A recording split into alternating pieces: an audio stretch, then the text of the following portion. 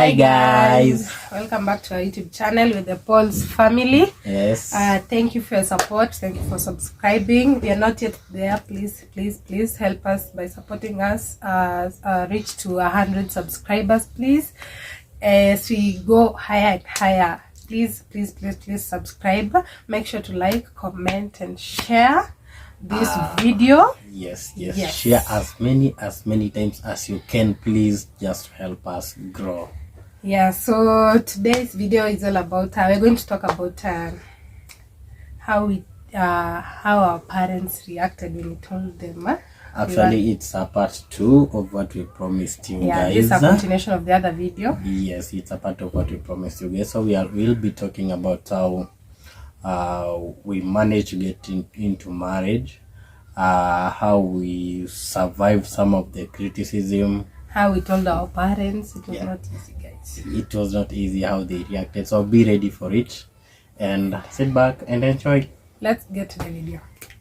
So first of all, guys, to begin with, dating was not easy. After all, it was very hard. Ilikuwa ngumu sana, by the way. Tuli experience issues mob. Kwanza remember, tulianza kudate wakati mimi mwenyewe sina job. So even siwezi sema my wife loved me because ilikuwa na dozi. Alinipenda vile nilikuwa, by the way. Thank you so much, babe, for loving me the way I was.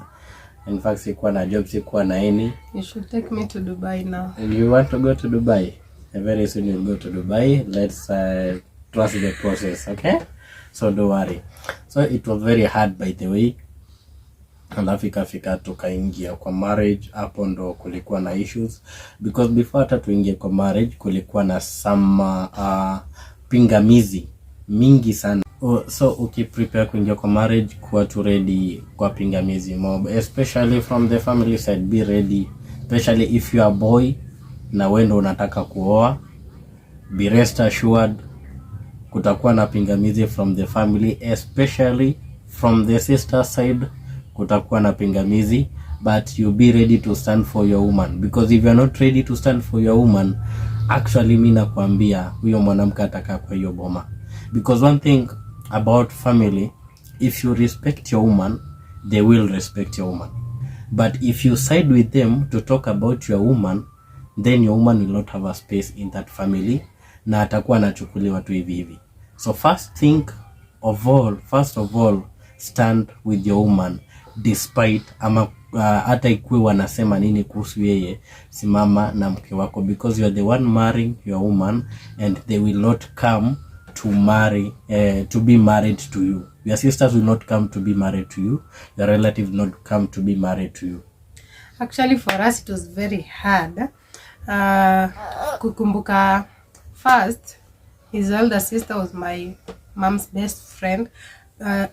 She was like a mom to me. So alikuwa ananiona kama daughter. So it's like changing from daughter to sister-in-law. And for him, it's changing from a brother in Christ to son-in-law. So, and at that point, I was very young. So it was a kind of hard because wengi wanasema ngoja kwanza umalize college, ngoja kwanza apate kazi. Hata hana kazi because he started dating when actually job yake ilikuwa imeshaisha, and I was just from school, so it was kind of hard. So breaking the news to them, though they knew we were dating, but we are not told them. Nile rumors wanasikilia kando, but hatukuwa tumeopen up. So it was very hard. So hata kuna time I didn't have a phone. My phone ili spoil, so he bought me a phone. Mkajua vile diliaso leo phone, and it was not even a brand new phone, it was a second hand phone. Ni kwaso diliaso watu wangu, nilipiga badil sije nikapata. So my mom was like, "If you umetoa wapi?" And I was like, ni rafiki yangu tu ako na simu mbili, amenipea nifanye nikitumia hii kabla sijapata nyingine. On top of that, akaninulia I think it was a skirt. Ilikuwa skirt. Na mom alikuwa anajua nguo zenye mimi huvaa. Alikuwa anajua nguo zangu juu pia yeye ndo mzazi, ananinulianga, anajua hii kuangi hapa. And I was like, hii ni aunti yangu, nilienda kutembelea aunti yangu weekend akanipea hii. So I couldn't disclose ni my husband amenibaya. So but it came to a point where everything now was open, and we had now decided to we are settling it despite of the hizo pingamizi or whatever. It's our decision. Tukakaa ngumu. It was very hard. Kwanza kwa my mom, nilikuwa I was not that okay, my mom is my friend, but I was not that open ati I have a boyfriend. You understand African parents, wewe enda tukwambia mama wako ati niko na boyfriend, nataka kueleka ndia tu in your 20s. It is hard. So it happened. My husband here went to our, because we go to the same church, he went to our pastor because they are very close. Actually, our pastor is brother-in-law. Acha kuchoma. The brother-in-law. So at least they were at least close, and he was free with the pastors because he is very much involved in church activities. So he went, shared with him. Church mouse. Yeah, something of that. So even ndo alienda kashia na yeye, kamwambia nime make up mind yangu hapa, bado hata hajapata, alikuwa amepata job sasa hapa. I think hapo after dating for a while akapata kazi. Do you remember even when you were dating, alikuwa nakosa hadi fare, inabidi naibia mom kwa M-Pesa, mama ataka utaoshi video pale. Mom, thanks so much. I used to you know, my mom sometimes could have money in her M-Pesa na juu. Sasa naiba ile ya juu, ile 100 bob tuma to my boyfriend so that aende kazi, ndo alikuwa amepata tu, so he couldn't miss. So that's how we hapo Mungu akamjalia, and then job ikakuwa, at least akaanza kuwa stable because it was very bad, the condition was very bad. Hata alikuwa anafungiwa nyumba, that's story of another day, anakaa nje, ana food. It was very bad. Yeah, and actually nakumbuka tukiingia kwa marriage, she was very worried. By the way, she was like, are you sure your family members watanikubali tu kabisa? Najua kuna ile uoga ya young ladies. I don't know if it's uoga, but there is this thing hii inaendelea. You hear people saying nikioleka, the sisters to my husband hawanitaki, mother-in-law anitaki, unaenda huko. Kuna hizo information. It's what happens in this society, but it's what you to choose to do or believe in. And actually it went for a long time. Ni mimi nilikuwa nashinda kumcomfort na mpatia hope, na mwambia do not worry, I'm on your side. If at all I'm on your side, nothing will go astray. And it went like that. And actually tulifika place, tukaenda home sasa. Vile tulienda home, tukatoka huko hivyo tena issues arise. So hapo ndo ilifanya akatense kabisa, akasema am I really accepted in this family? So one thing, unajua kuna kuangana ile mtu unaweza share secret na yeye, and also that's another topic of another day. We'll come to talk about whom you share your secrets with. So nikaenda nikaona like there was a youth pastor in our church, so I went to my youth pastor. Tukaanza kuongea naye, tukaongea. We shared so many things, and I asked him, there is this happening, this like this and this and this and this. My family people are really attacking my by then my mom was sick, and my family people walikuwa nasema si Paul akona a young woman, si ampeleke home aenda akayuko na mama mgoja. Actually hiyo kitu iliniuma sana, and my passis walisema hiyo kitu haiwezekani because hata wao hawakupelekwa nyumbani wakati waliolewa. So you are a young couple, so you need to stay together, because mkienda kukaa mbali sana, hiyo ni temptation nyingine itakuja tena, mnaanza kuanza kuangalia nje vitu kama hizo. So niliongea na pasi akaniambia, wewe kitu utafanya kuwa mwanaume, simama kwa maneno yako, na mtu akikuletea issue mkataze na umwambie ABCD, this is my family. And actually guys, that's what I did, and from there actually respect ilipatikana. From there henceforth hadi wa leo kuna respect. Actually it was not a conflict. Yeah, si ati tulikuwa tunagombana.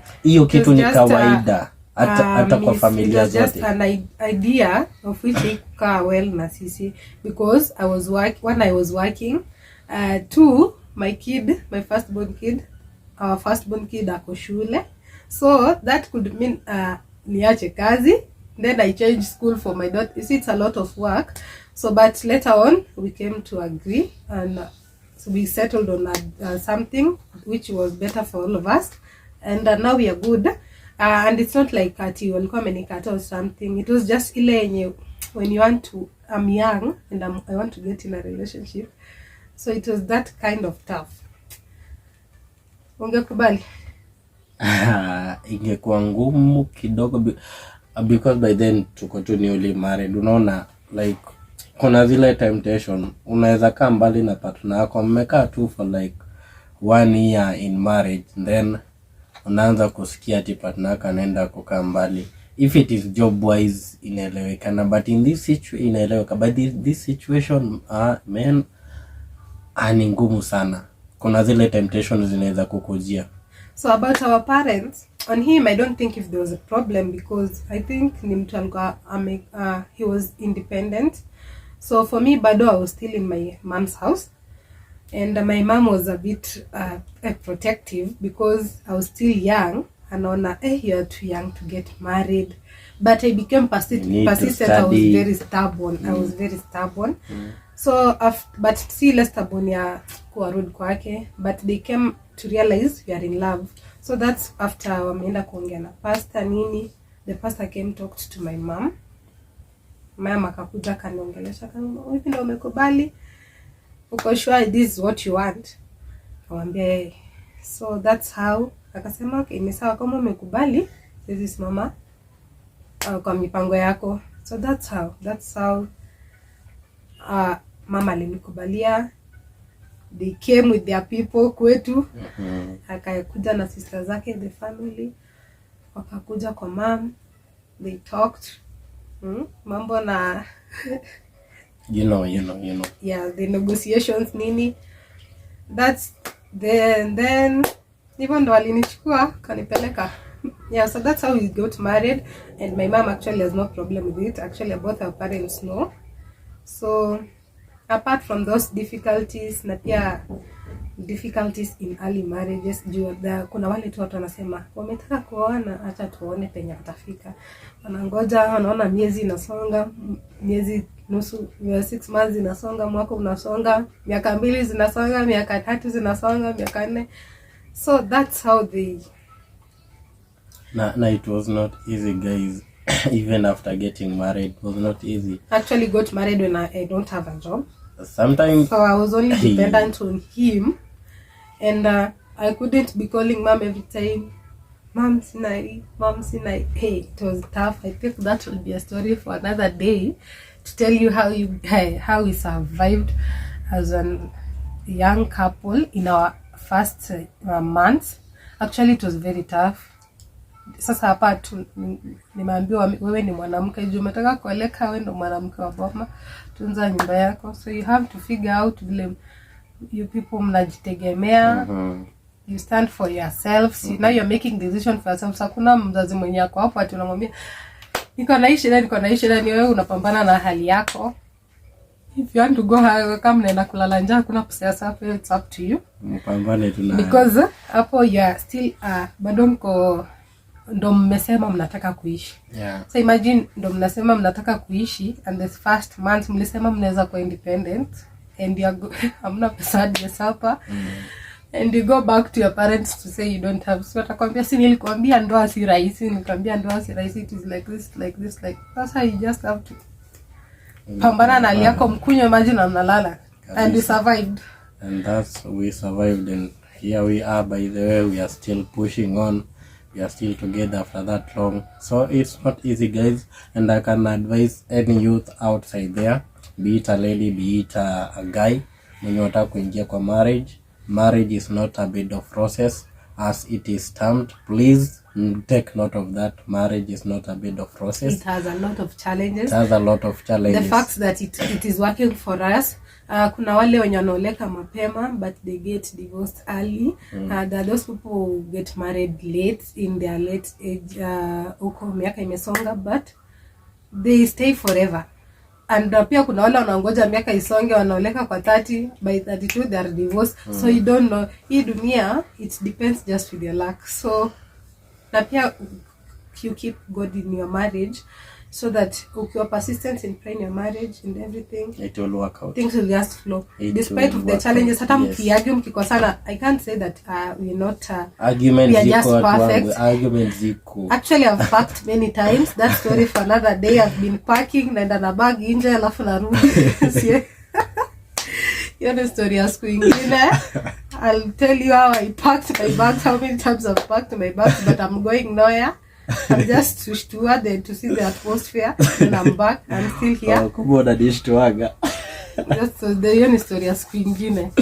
So any young person out there mwenye anatarajia kuingia kwa marriage ama nataka kuingia kwa marriage, if you are a man, kindly stand for your woman, because opposition zitakuwa hata kila mali lazima kuwe na opposition zitakuwa from your friends, from friends, actually from my friends, hadi kuna wengine walikuwa wananiambia discourage by the way, atakuacha, you are very young, nini watakudiscourage by the you are very young, unataka kwenda kuoleka, utakuwa mnakaa tu shagalabagala kwa nyumba, vitu kama hizo.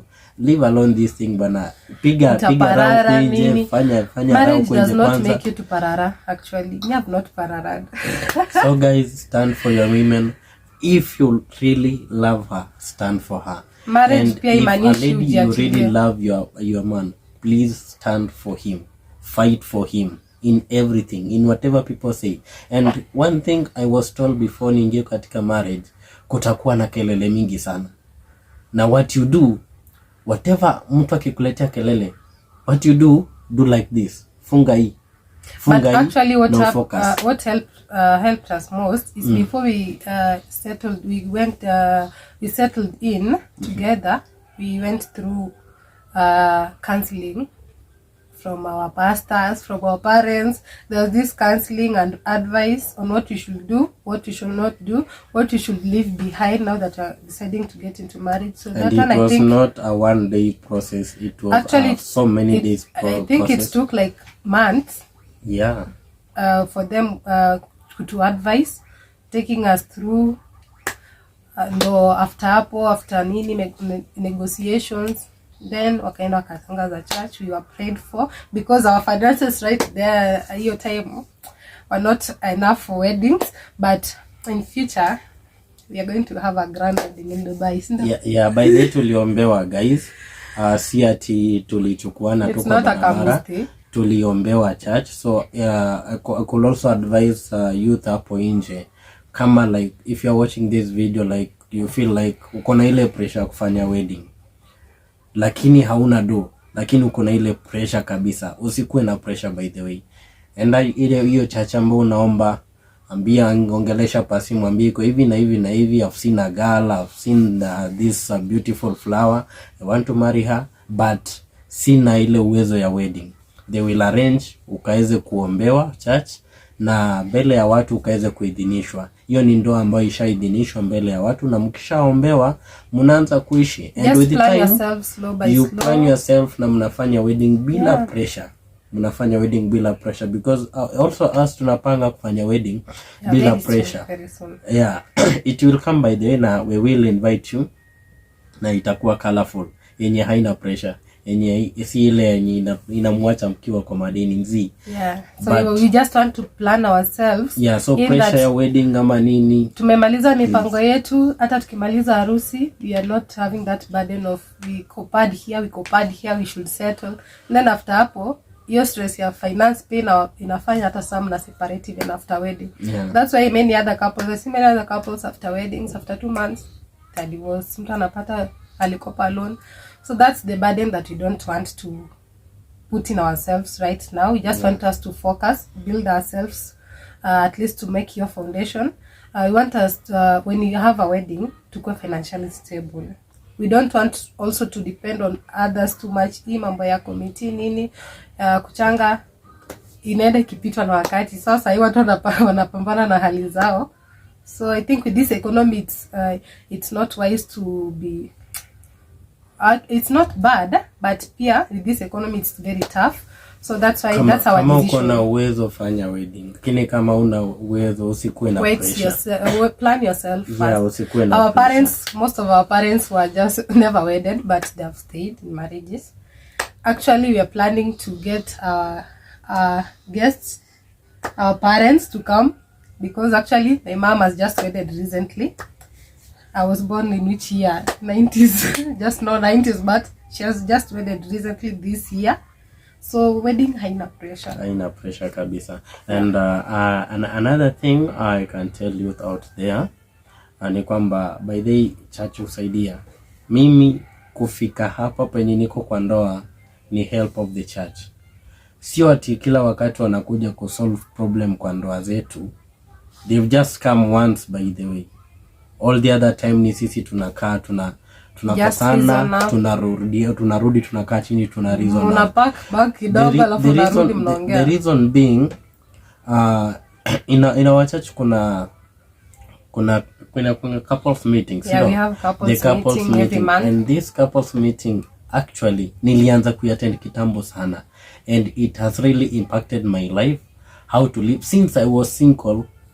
Na since the other incident happened, I was attending this couple meeting, and hadi wa leo hiyo ndio hizo advices za couple meeting. Ndio mimi nilikuwa nakaa hapo nasikiza tu vile wanasema, nasikiza, nachukua notes.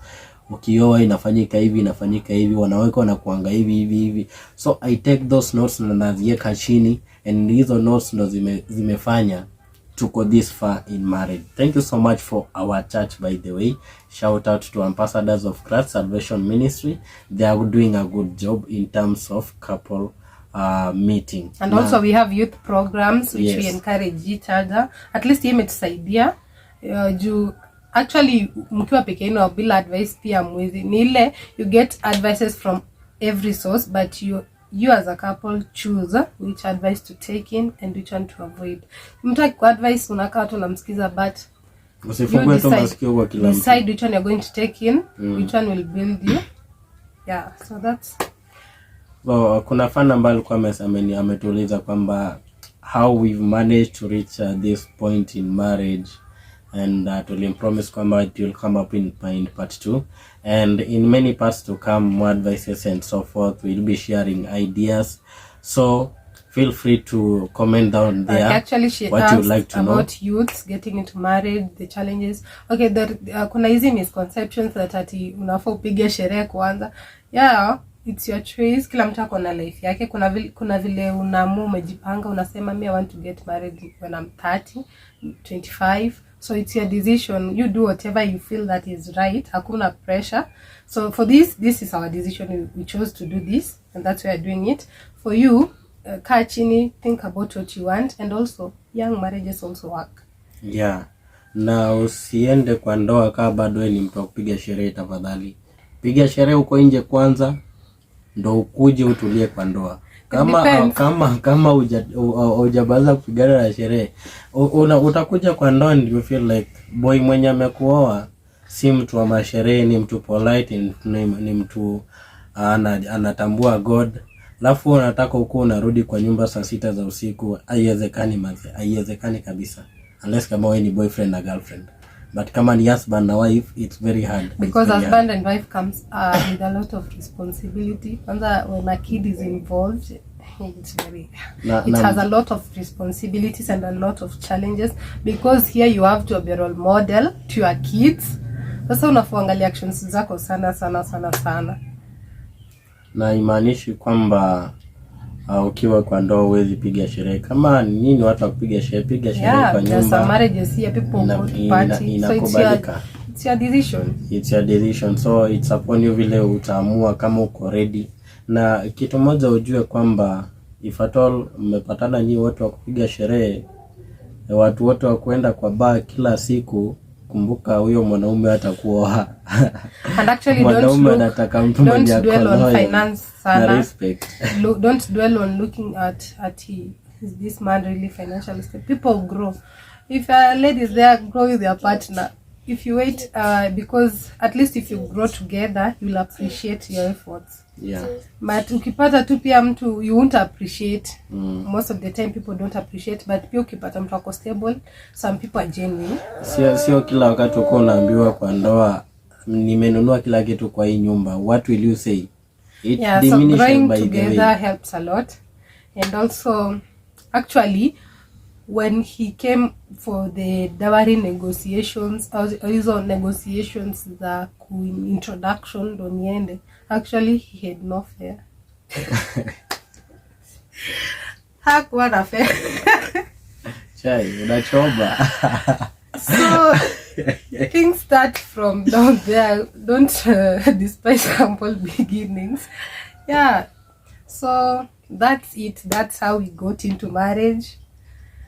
Yeah, and there's so many challenges, there's so many positive things we've encountered, there's so many things we've learned along the way, and that we'll share as we continue encouraging each other in future.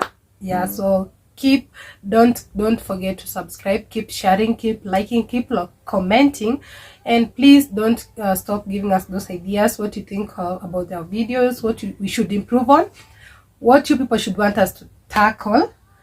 Any questions you have for us, we are ready to answer. I'm not shy of. And thank you very much for your support. Yeah, thank you so much for the fans who are really commenting our work. Na wale pia wanaturekebisha. Shout out to Obadia, shout out to Jemo. We really thank you guys kwa sababu mnatupatia correction mob sana. Thank you so much.